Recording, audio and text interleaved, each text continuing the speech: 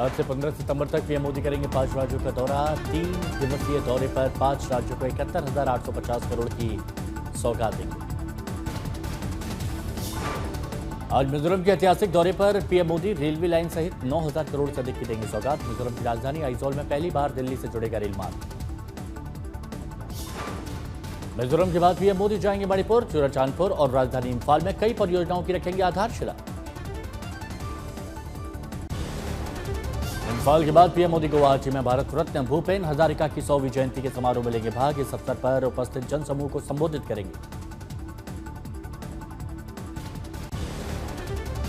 15 सितंबर को पीएम मोदी कोलकाता में 16वें संयुक्त कमांडर सम्मेलन 2025 का उद्घाटन करेंगे। इसके बाद पीएम बिहार पहुंचकर पूर्णिया हवाई अड्डे का भी उद्घाटन करेंगे। नेपाल में अंतरिम सरकार की प्रमुख बनी सुशीला कार्की, राष्ट्रपति ने दिलाई शपथ। संसद को भंग करने के बाद पूरे देश में इमरजेंसी का हो सकता है ऐलान।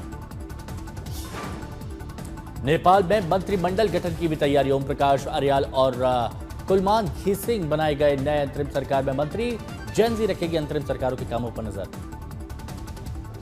जेनजी से कोई भी नेता नहीं बनेगा सुशीला मंत्रिमंडल का हिस्सा, लेकिन सरकार की निगरानी करेंगे। नेपाल में संसद विघटन के बाद पहली कैबिनेट बैठक संपन्न। सुशीला सरकार ने 5 मार्च 2026 को आम चुनाव कराने पर सहमति दी। सूत्रों के मुताबिक पहली बैठक में न्यायिक जांच आयोग और भ्रष्टाचार के खिलाफ एक शक्तिशाली आयोग का गठन होगा। भ्रष्टाचार पर लगाम के लिए गठित की गई कमेटी। नेपाल में जनजी विरोधी प्रदर्शन में अब तक 51 लोगों की मौत। काठमांडू के मेयर बालेन शाह ने देश में शांति की अपील की। संसद विघटन के फैसले का विरोध शुरू। राजनीतिक दलों ने इस फैसले को दुर्भाग्यपूर्ण बताया। ओली की पार्टी के महासचिव शंकर पोखरेल ने कहा, संसद विघटन का फैसला विडंबनापूर्ण है। सुशीला कार्की की शपथ ग्रहण समारोह का नेपाल संसद के दोनों सदनों के प्रमुखों ने बहिष्कार किया। राष्ट्रपति भवन से निमंत्रण मिलने पर भी शपथ ग्रहण में नहीं पहुंचे प्रतिनिधि। नेपाल बार एसोसिएशन ने संसद विघटन के निर्णय को ठहराया असंवैधानिक। बयान जारी कर सुशीला कार्की की नियुक्ति को बताया गलत। नेपाल में अंतरिम सरकार के गठन पर भारतीय विदेश मंत्रालय ने सुशीला कार्की के नेतृत्व में गठित सरकार का स्वागत किया। नेपाल में शांति और स्थिरता की उम्मीद जताई। आज पटना में जेपी नड्डा बिहार बीजेपी नेताओं की कोर ग्रुप की करेंगे बैठक। आने वाले विधानसभा चुनाव की तैयारियों की समीक्षा करेंगे। पीएम मोदी और गृहमंत्री अमित शाह के आगामी बिहार दौरे पर आरजेडी नेता तेजस्वी यादव ने किया कटाक्ष का। चुनाव तक के बिहार को देंगे जुमले, फिर बिहार को भूल जाएंगे। 16 सितंबर से बिहार अधिकार यात्रा शुरू करेंगे तेजस्वी यादव। 5 दिन में 10 जिलों का करेंगे दौरा। जहानाबाद से शुरू होगी यात्रा। 20 सितंबर को वैशाली में समापन। आरजेडी नेता की हत्या पर तेजस्वी यादव ने राज्य सरकार पर साधा निशाना। कहा, बिहार की सड़कें खून से रंग दी गई, सरकार अचेत है, कोई सुनवाई नहीं। उप मुख्यमंत्री के घर पर अपराधी शरण ले रहे हैं। पीएम की मां पर विवादित वीडियो से बिहार में नया घमासान। बीजेपी का अमला अनुराग ठाकुर ने कहा, राजनीति का स्तर कितना हल्का हो सकता है, ये आरजेडी और कांग्रेस ने बता दिया। बिहार की जनता सिखाएगी सबक। कांग्रेस नेता राहुल गांधी ने पीएम मोदी के मणिपुर दौरे को लेकर तंज कसा। कहा, स्थिति लंबे समय से गंभीर, अब वहां जाना कोई बड़ी बात नहीं। वोट चोरी अभी भी देश की सबसे बड़ी समस्या। नेपाल के हालात को विपक्ष ने बनाया हथियार। बोले अखिलेश, वोट चोरी से भारत में भी नेपाल जैसा हो सकता है बवाल। एनसीपी शरद गुट ने रखी विशेष सत्र बुलाने की मांग। अखिलेश यादव ने केंद्र सरकार पर हमला बोलते हुए कहा, सरकार कई बार विदेश नीति पर फेल हुई। बीजेपी की सरकार हिरासत में मौत का रिकॉर्ड बना रही है। चुनाव आयोग पर भी अखिलेश यादव का तंज। कहा, हमें भरोसा सुप्रीम कोर्ट के निर्देश का पालन करेगा चुनाव आयोग, नहीं बनेगा बीजेपी का जुगाड़ आयोग। पीएम मोदी के जन्मदिन पर दिल्ली सरकार आयोजित करेगी भव्य समारोह। गृहमंत्री अमित शाह मुख्य अतिथि के रूप में शामिल हो सकते हैं। सीएम रेखा गुप्ता ने की उच्च स्तरीय बैठक। 71वीं संयुक्त बीपीएससी की पीटी परीक्षा आज। बिहार के 37 जिलों से कुल 912 परीक्षा केंद्रों पर आयोजित होगी परीक्षा। दोपहर 12 बजे से 2 बजे तक एग्जाम। 2020 दिल्ली दंगा मामले में आरोपित शर्जील इमाम, उमर खालिद, मीरान हैदर और गुलफिशा फातिमा को राहत नहीं। सुप्रीम कोर्ट ने जमानत याचिका 19 सितंबर तक स्थगित की। अमेरिकी टैरिफ पर संघ प्रमुख मोहन भागवत की दो चूक। का दुनिया को भारत के बड़ा होने से लगता है डर। बोले, विश्व को रास्ता दिखाएगा हिंदुस्तान। अमेरिका पर निशाना साधते हुए मोहन भागवत ने कहा, आज दुनिया को मैं और मेरा की जगह हम और हमारे की जरूरत है। स्पाइस जेट की कांडला मुंबई फ्लाइट में टला बड़ा हादसा। सूत्रों के मुताबिक टेक ऑफ के दौरान गिरा पिछला टायर। मुंबई में सफल लैंडिंग, सभी यात्री सुरक्षित। राजनीतिक दलों को रजिस्ट्रेशन और रेगुलेशन को लेकर निर्देश देने की मांग वाली याचिका पर सुप्रीम कोर्ट करेगा सुनवाई। केंद्र सरकार और चुनाव आयोग से मांगा जवाब। सुप्रीम कोर्ट ने पटाखों पर बैन को लेकर की बड़ी टिप्पणी। कहा, अगर पटाखों पर प्रतिबंध लगाना ही है तो पूरे देश भर में पटाखों पर प्रतिबंध लगाना चाहिए, सिर्फ दिल्ली के लिए नीति नहीं बना सकते। सुप्रीम कोर्ट ने दिल्ली एनसीआर में पटाखों पर पूर्ण प्रतिबंध के खिलाफ एक याचिका पर सीएक्यूएम को भी नोटिस जारी किया। 2 हफ्ते में जवाब मांगा। शुक्रवार को दिल्ली और बॉम्बे हाईकोर्ट को मिली बम से उड़ाने की धमकी। रक्षा प्रोटोकॉल का पालन करने वाले खाली कराया गया कैंपस, चलाया गया तलाशी अभियान, पुलिस ने हॉक्स कॉल बताया। दिल्ली और बॉम्बे हाईकोर्ट में बम की धमकी मामले में सीजेआई बीआर गवाई ने मांगी रिपोर्ट। सूत्रों के अनुसार सीजेआई ने सुप्रीम कोर्ट के सेक्रेटरी जनरल को रिपोर्ट देने को कहा।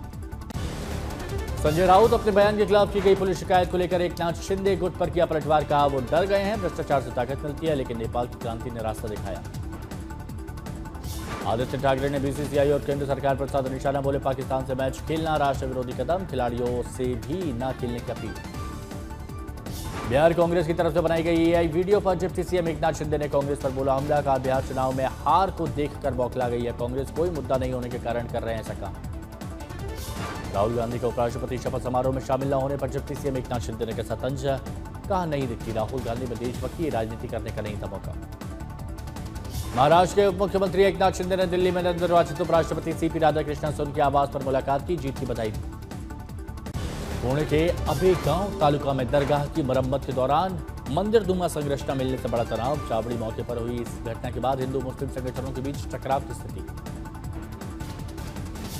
अफगानिस्तान के काबुल से वरिष्ठ भारतीय राजनयिक को निष्कासित किए जाने की खबर को भारतीय विदेश मंत्रालय ने नकारा। कहा, फेक न्यूज पर न करें भरोसा। आज पश्चिम बंगाल में द बंगाल फाइल्स फिल्म होगी रिलीज। कोलकाता में फिल्म की होगी स्क्रीनिंग।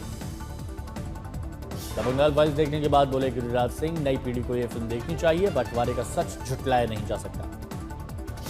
छत्तीसगढ़ के कांकेर जिले में हैरान करने वाला वीडियो आया सामने। रील के चक्कर में युवक ने जंगली भालू के बेहद करीब जाकर कोल्ड ड्रिंक पिलाई। घटना के बाद वन विभाग पर जानवरों की सुरक्षा को लेकर उठ रहे हैं सवाल। कर्नाटक के आसन में गणपति विसर्जन के वक्त हुआ बड़ा हादसा, श्रद्धालुओं पर बेकाबू पर चढ़ गया।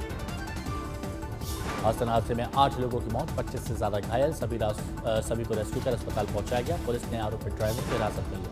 हासन के एसपी ने राहत कार्य की जानकारी देते हुए 5 लोगों ने मौके पर ही दम तोड़ दिया। बाकी के 3 लोगों की अस्पताल में मौत हुई। हासन में मारे गए लोगों को सरकार देगी 5 लाख रुपए का मुआवजा। घायलों के इलाज का खर्च भी सरकार ही उठाएगी। हासन हादसे पर कर्नाटक के सीएम सिद्धरामैया और डिप्टी सीएम डीके शिवकुमार ने शोक जताया। महाराष्ट्र के वाशिम में तेज हवाओं और बिजलियों की गड़गड़ाहट के साथ तूफानी बारिश, जल भराव से यातायात प्रभावित। बिहार के बगामा सड़क पर बह रहा नदी का पानी, बहाव तेज होने से यातायात बाधित। नेपाल में लगातार हो रही मूसलाधार बारिश से बिहार में बहने वाली मनसा नदी उफान पर है। आधे दर्जन गांवों से संपर्क टूट गया है। दिल्ली में अगले 2 दिनों से बादल छाने और हल्की बूंदाबांदी की संभावना, इससे तापमान में कभी भी आ सकती है। उत्तराखंड में 17 सितंबर तक येलो अलर्ट जारी। मौसम विभाग ने सितंबर में भी हल्की बारिश का आसार जताया है। अमृतसर के अजनाला में केंद्रीय मंत्री संजय सेठ ने बाढ़ प्रभावित क्षेत्र की स्थिति का जायजा लिया। हर संभव मदद का आश्वासन। बिहार के बगहा में कई सड़कों पर बह रहा है नदी का पानी, लोग हुए परेशान। भारी बारिश के बाद बगहा में मसान नदी में उफान दिखा। 6 गांवों का संपर्क टूटा, प्रशासन अलर्ट पर। कर्नाटक के हुगली में भारी बारिश के कारण शहर में जलभराव, ड्रोन तस्वीरें सामने आई, हर तरफ पानी। कर्नाटक के कलबुर्गी शहर के कुछ हिस्सों में हो रही भारी बारिश, गाड़ियों की रफ्तार सुस्त। बरेली में बॉलीवुड अभिनेत्री दिशा पाटनी के घर के बाहर बदमाशों ने की फायरिंग की वजह खुशबू पाटनी की इंस्टा स्टोरी से जुड़ी हुई है। गोल्डी बराड़ ने जिम्मेदारी ली। दिल्ली के करावल नगर में अज्ञात हमलावरों ने युवक को सरेआम गोली मारकर उतारा मौत की घाट। घटना के बाद इलाके में सनसनी। हमलावरों ने 30 साल के रोहित यादव को मारी 3 से 4 गोली। मौके पर पहुंची पुलिस ने घायल युवक को तत्काल अस्पताल में भर्ती कराया। डॉक्टरों ने मृत घोषित कर दिया। गुजरात के भरूच में गोदाम में अचानक आग लगी, आसमान में छाया धुएं का गुबार, लाखों का नुकसान। गुरुग्राम में चलती कार में लगी आग, कार सवार ने कूदकर अपनी जान बचाई। भागलपुर से कोलकाता जा रही एक बस से 72 लाख रुपए बरामद, फर्जी दस्तावेज दिखाने पर 4 गिरफ्तार। नागपुर में जिला न्यायाधीश की कार में अचानक लगी आग, घटना में सभी लोगों के सुरक्षित होने की खबर। दमकल की टीम मौके पर पहुंची, आग पर काबू पाया। महाराष्ट्र के अकोला में जुलूस के दौरान औरंगजेब पोस्टर पर किया गया दुग्ध अभिषेक, वीडियो सामने आने पर हिंदू संगठन ने विरोध जताया। प्रशासन ने तत्काल कार्रवाई की मांग की। यूपी के महोबा में सहकारी खाद बिक्री केंद्र पर किसानों ने किया जमकर हंगामा। कर्मचारियों की मनमानी से नाराज किसानों ने कर्मचारियों को दौड़ा दौड़ा कर पीटा। वीडियो वायरल हुआ। पटना में रेलवे ट्रैक पर मिली प्रेमी प्रेमिका की 6 टुकड़ों में लाश, पुलिस को ऑनर किलिंग का शक। झारखंड के जमशेदपुर में 30 लाख की लूट के मामले में अमृतसर से मास्टरमाइंड सहित 4 लोगों की गिरफ्तारी। 2 बंदूक, 1 गाड़ी सहित 10 लाख कैश जब्त। दिल्ली में एमएसएमई ग्लोबल समिट का 5वां संस्करण एक्विफिच के विकास शर्मा और अध्ययन पाराशर को हेल्थ केयर कैटेगरी में सम्मान। हैदराबाद में अवैध फाइबर कटौती के खिलाफ केबल ऑपरेटर संघों का धरना प्रदर्शन। सेवा बहाली के लिए हस्तक्षेप की मांग। महाराष्ट्र गढ़चिरौली में माओवाद के खिलाफ 58 मुठभेड़ों का नेतृत्व करने वाले पुलिस अफसर को किया गया सम्मानित।